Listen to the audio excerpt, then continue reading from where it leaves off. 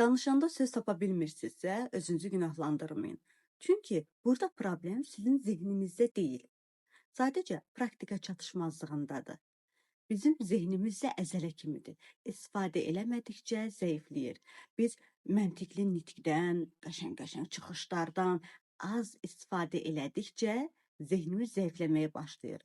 Hətta bəzən də deyirik ki, mən oxuyuram, artıq yadımda heç nə qalmır, unutqan olmuşam, əzbərləyə bilmirəm, mənim artıq o vaxtım deyil və s. Bunlar hamısı zehnimizin passivliyindən irəli gəlir. Xülasə, biz axıcı, səlis, daha gözəl danışmaq istəyiriksə, bunun üçün anadan gəlmə olmasına ehtiyac yoxdur. Sonradan qazanıla bilir. Praktikalar vasitəsilə, təkrar vasitəsilə qazanılır.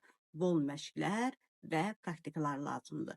Hətta siz də indidən başlamaq istəyirsinizsə, məşq və praktikalara aşağıdan məşq yazın, mən sizə yardımcı olum.